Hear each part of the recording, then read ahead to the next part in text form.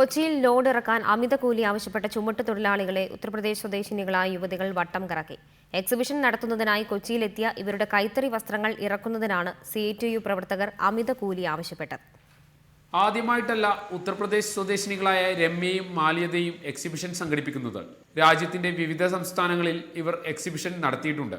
പക്ഷേ ദൈവത്തിന്റെ സ്വന്തം നാട്ടിൽ എക്സിബിഷൻ നടത്താൻ ആഗ്രഹിച്ച് കൊച്ചിയിലെത്തിയപ്പോൾ ഇങ്ങനെ ഒരു പുലിവാലി പിടിക്കേണ്ടി വരുമെന്ന് സ്വപ്നത്തിൽ പോലും വിചാരിച്ചു കാണില്ല. ലോഡെത്തിയതോടെ പതിവ് പോലെ CITUകാരും എത്തി.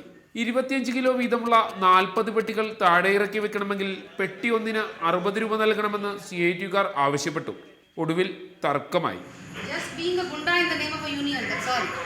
If I want to use their services, I'll pay the money and I use their services.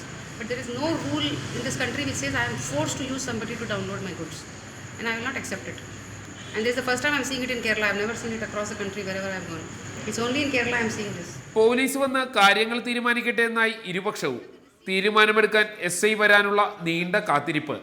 ഒടുവിൽ SI വന്ന് നീതി നടപ്പിലാക്കി. പെട്ടി ഒന്നിന് 20 രൂപ.